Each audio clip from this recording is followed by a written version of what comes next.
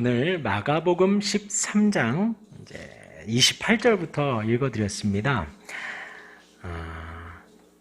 예수님께서 이 마지막 때에 어떤 일이 있을 것이냐, 하늘의 별이 떨어지고 하늘에 해와 달이 어두워지고 별이 떨어지는 그때 주님이 올 것이다. 그리고 천사들로 하여금 하나님의 백성들을 모을 것이다 라는 거예요. 그것은 하늘의 해와 달이 어두워지는 무시무시한 소식이 아니라 주님이 영광 중에 권능 속에 다시 오시는 영광스러운 소식이고, 그 소식은 이 세상 속에서 하나님의 백성들이 걸러지는, 하나님의 백성들을 따로 모으시는 은혜의 소식이 되어집니다. 그런 소식을 하시고 나서 오늘 28절 말씀에 무화과 나무의 비유를 배우라 라고 하면서 그 하늘의 해와 달과 별들의 이야기는 사실 좀 먼 이야기죠. 지금 천체 만환경이 있고 슈퍼맨 환경이 있어서 해와 달과 별을 볼 수 있다 하지만 이때에는 그런 것이 없었으니 먼 이야기일진데 주님이 그런 큰 비유를 들고 또다시 무화과 나무의 비유를 들으신 거예요. 우리 모두가 알 수 있는 그 비유, 어느 누구든 이 팔레스틴 지역에서는 알 수 있는 그 비유를 들으시면서 그 가지가 연하여지고 잎사귀를 내면 여름이 가까운 줄 알듯이 이런 일이 일어나면 주님이 올 것이다라는 거예요. 주님이 다시 오시는 그 소식은 어렵고 힘들고 무겁고 이해하기 어려운 그런 소식이 아니라 어느 누구든 알 수 있는, 무화과 나무 가지가 연하여지면 잎사귀를 내면 여름이 왔구나. 정말 신기하죠. 입추가 지나니까 서늘해요. 그리고 말복이 지나니까 에어컨이 꺼졌어요, 저희 집에. 그리고 바람이 싹 불어요. 희한하죠. 지금 그거 똑같은 거예요. 이 팔레스틴 지역에서는 이런 일들이 있다는 거죠. 그러하듯이 주님의 다시 오심은 모든 사람들이 다 알 수 있도록 오게 될 것이다 라고 하시며, 이게 이제 여기까지가 오늘 새벽의 말씀이었고 31절 말씀 우리 같이 읽겠습니다. 시작. 천지는 없어지겠으나 내 말은 없어지지 아니하리라. 네, 이 말씀이 사실 보면 시편의 말씀, 또 이사야의 말씀, 푸른 마르고 꽃은 시드나 우리 하나님의 말씀은 영원히 서리라는 말씀이 사실 신구약 성경에 쭉 이어지는 말씀입니다. 하나님의 말씀은 없어지지 않는다라는 거예요. 풀은 마르고 꽃은 시들지만, 다 시들어 없어지지만 하나님의 말씀은 든든히 서간다는 거예요. 이것이 신구약 성경이 동일하게 증거하는 건데, 오늘 이 예수님이 천지는 없어지겠으나 내 말은 없어지지 아니하리라. 예수님께서 고난을 가르치셨습니다. 제자들에게. 이제 좀 있으면 내가 잡혀갈 거야. 좀 있으면 내가 채찍 맞을 거야. 좀 있으면 내가 십자가에 죽게 될 거야. 끝이 아니라 그리고 3일 만에 다시 살아날 거다. 걱정하지 마라. 제가 말씀을 드렸습니다. 오늘의 말씀도 마찬가지로 해와 달과 별들이 떨어지고 어두워지고 주님이 다시 오시는 그 소식. 그런데 천지는 없어지지만 내 말은 없어지지 않는다. 너무 멋있는 것 같아요. 이게 오늘 제가 문자 드렸지만 하나님은 약속을 지키시는 분이시거든요. 우리는 사실 약속을 잘 못 지킵니다. 되게 막 여러 가지를 따져봐서 손에 많은 것부터 약속을 지켜가지고 별로 손해가 없으면 다음으로 좀 이렇게 미루고 그러죠.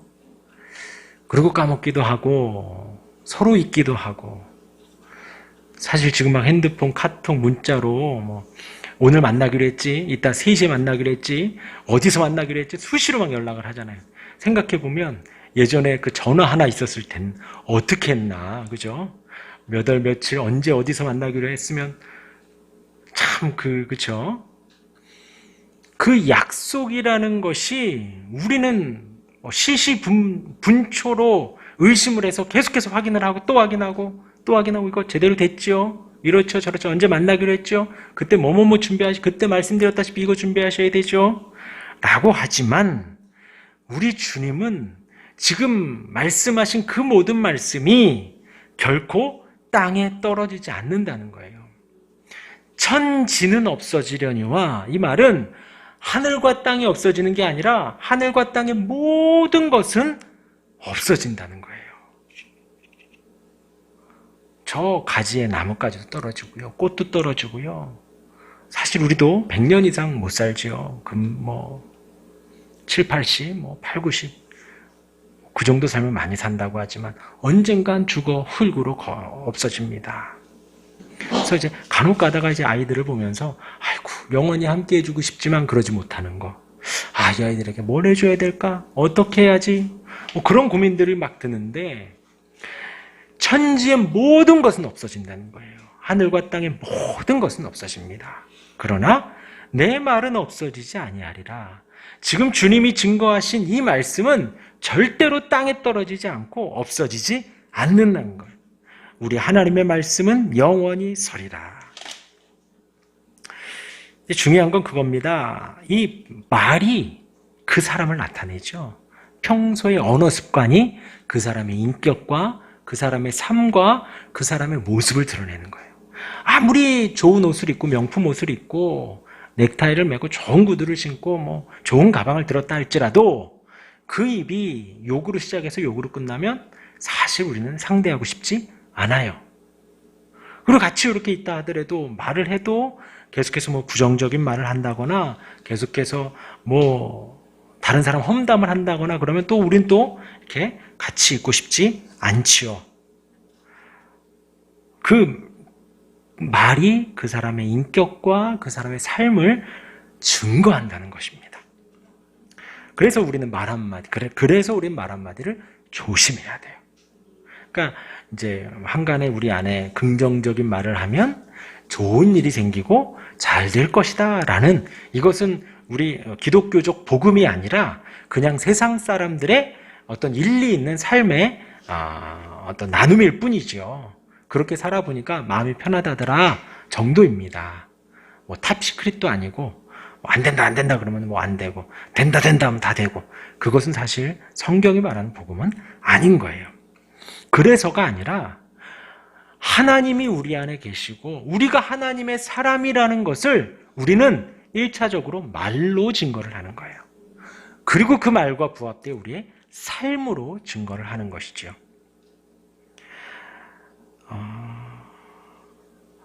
근데 우리 주님이 지금 말씀하시기를 내 말은 없어지지 않는다, 몇 단어 되지 않는데 정말 이 말씀에는 권위가 있고 권능이 있는 거예요. 주님의 이 말씀이 해와 달과 별이 어두워진대요. 그리고 좀 있으면 환란이 있고 예수님의 이름으로 우리가 잡혀가기도 하고 공회에 잡혀가기도 하고 모욕을 당하기도 하고 막 그런 일도 있대요. 지금 이렇게 편안하게 사는데, 그런데 중요한 것은 이 말씀들이 결코 땅에 떨어지지 않는다는 겁니다. 꼭 이루어진다는 거예요. 그런 환란 속에서 끝까지 견디는 자는 구원을 얻으리라.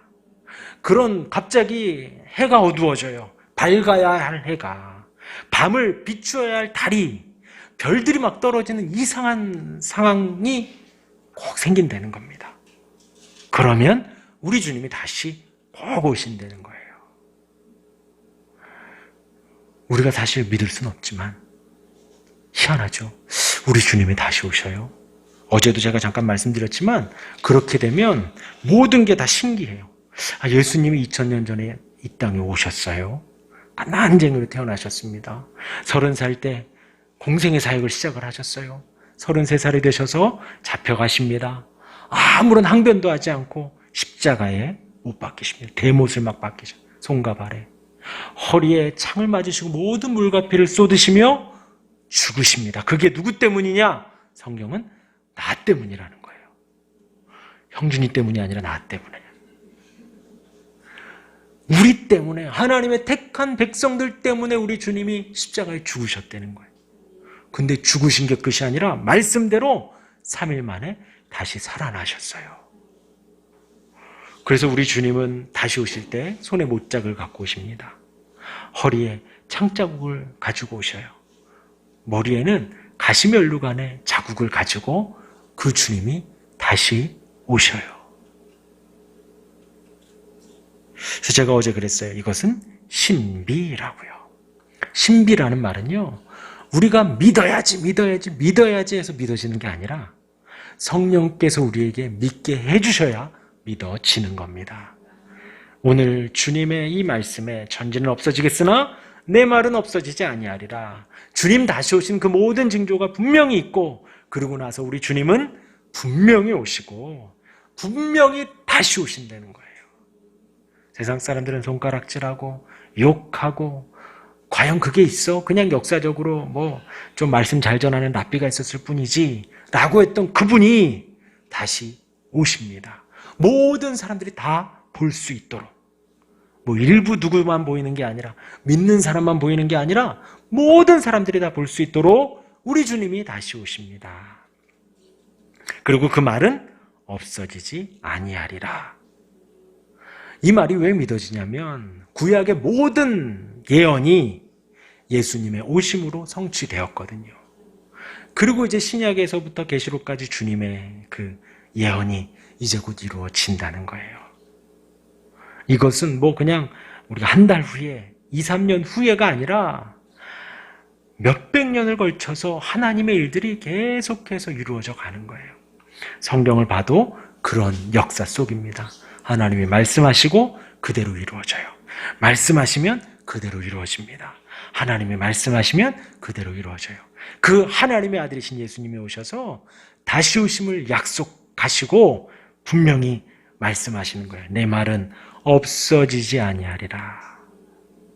우리 주님이 말씀의 성취로 이 땅에 오셨기 때문에 다시 오신다는 그 약속이 분명히 이루어진다는 거예요.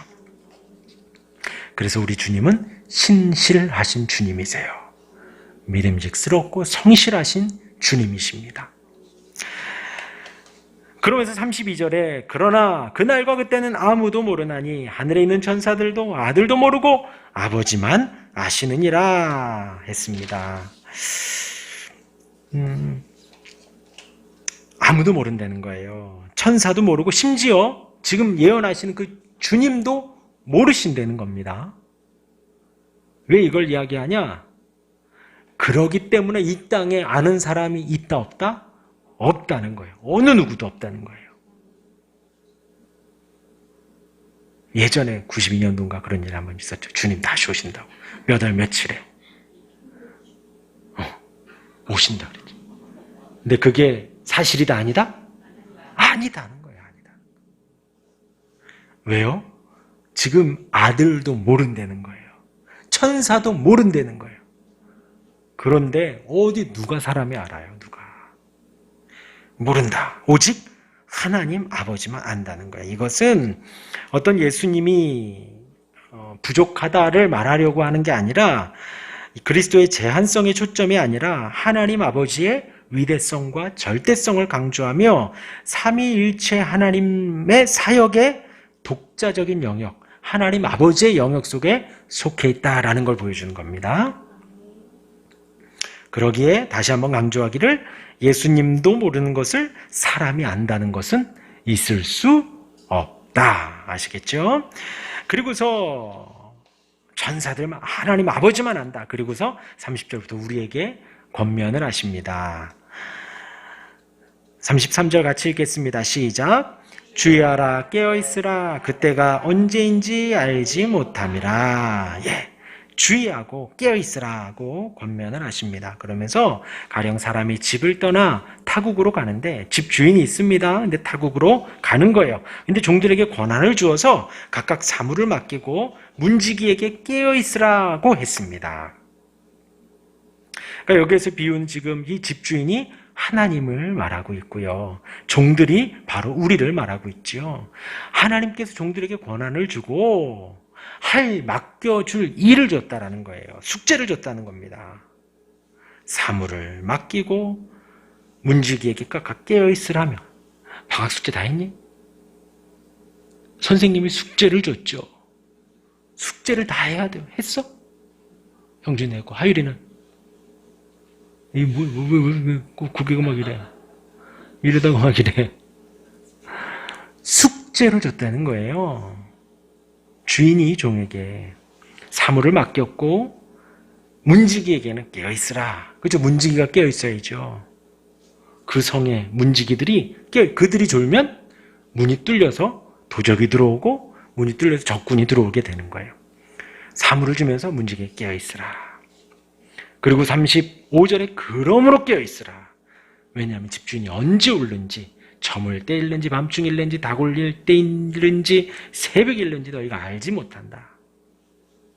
지금 뭐 9시일지 6시일지 새벽 1시, 2시일지 5시일지 6시일지 그때는 지금 어떤 때예요?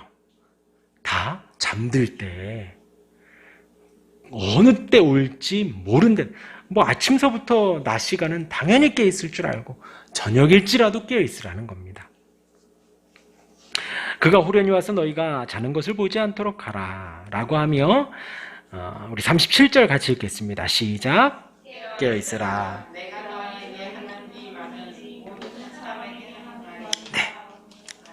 두 가지를 지금 명하고 계시는데 하나는 주의하고 깨어있으라.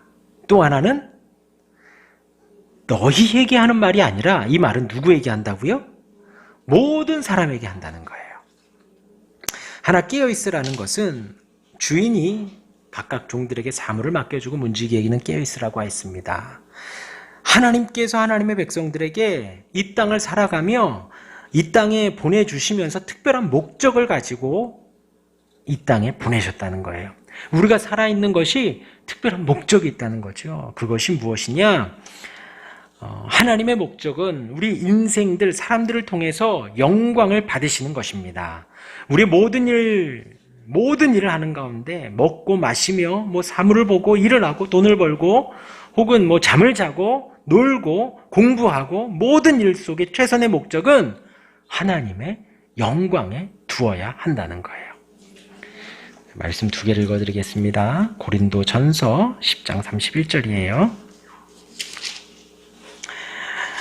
그런즉 너희가 먹든지 마시든지 무엇을 하든지 다 무엇을 위해서 하라? 하나님의 영광을 위하여 하라. 우리가 먹을 때도 하나님의 영광을 위해서 먹는 겁니다. 내가 먹는 것이 하나님의 영광을 위해서 먹는 거예요. 내 배를 채우고 내가 먹고 싶어서 먹는 게 아니라 하나님의 영광을 위해서 먹는 겁니다. 먹지 않는 것도 하나님의 영광을 위해서 먹지 않는 거예요. 잠을 자도 하나님의 영광을 위해서 잠을 자는 겁니다. 하나님의 이름이 드러나고 하나님의 이름이 높여지기 위해서. 무엇을 하든지 공부를 하든지 놀든지 다 하나님의 영광을 위해서 하라고 해요. 또 골로새서 3장 17절 말씀 읽어드리겠습니다.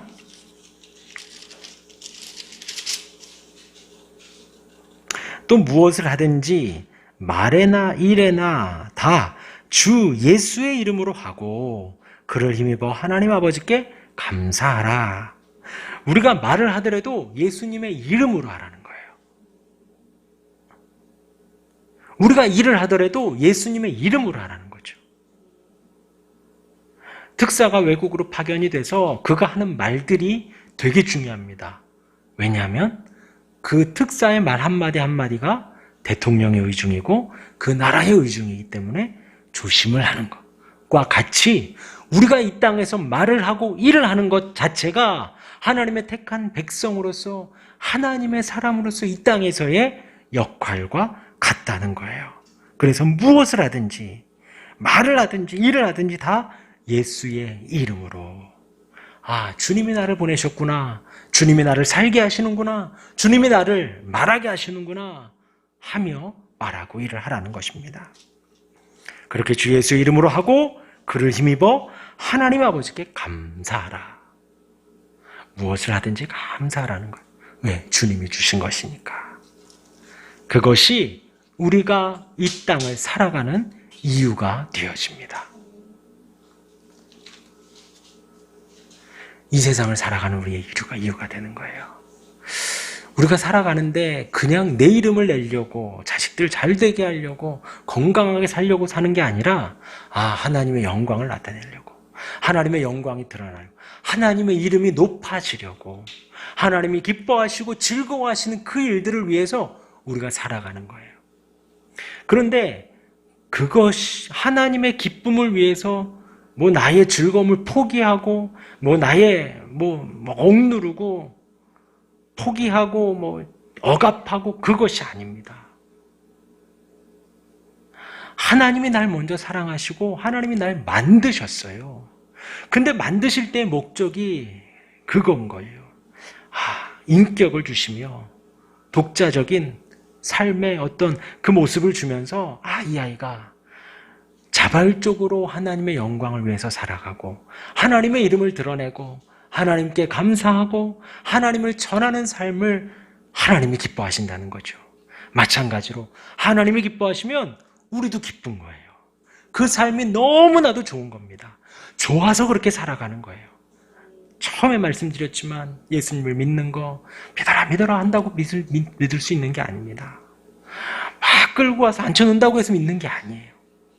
주님이 우리의 삶의 전 영역을 통하여 우리를 설득하시고 인도하셔서 하나님의 사랑을, 하나님의 은혜를 보여주시며 그 은혜 아래 우리가 부족함과 연약함을 깨닫고 주님이 날 너무나도 사랑하시는군요.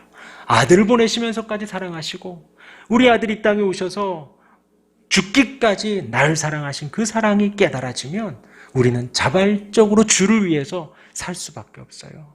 날 위해서 목숨 내놓으신 그분 앞에 나 또한도 목숨을 내어 드릴 수가 있는 거죠. 억지로가 아니라 기꺼이가 아니라 감사함으로 기쁨으로 전적으로 자발적으로 능동적으로 주 앞에 모든 것을 드릴 수가 있는 것이죠. 그리고 지금 이 말씀들이 내가 너희에게만 하는 게 아니라 너희는 제자들을 지금 말하죠. 거기에 있는 12 제자들에게만 말하는 게 아니라 모든 사람들에게 똑같이 말하는 그 모든 사람에는 2000년 후인 우리도 포함이 됩니다. 우리도 깨어 있어야 돼요. 주님 언제 오실지 모릅니다. 오늘 이 밤에 오실 수도 있어요. 오늘 이 밤에 예수님 오실 수도 있습니다. 어떡하지?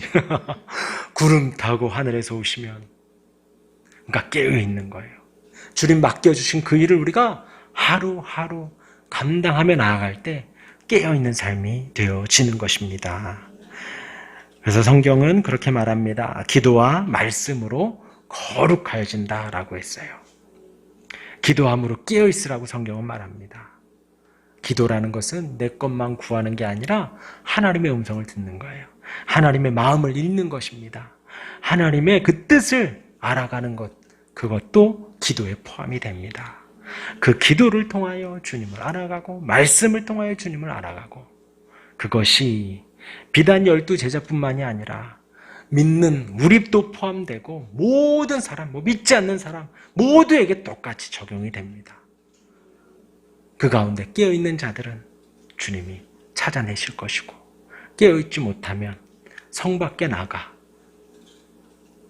성문을 두들기며 이를 가는 일들이 있어요. 하나님이 우리를 부르셨습니다. 그 가운데 깨어있는 저와 여러분들 되기를 주님의 이름으로 축원합니다. 아멘.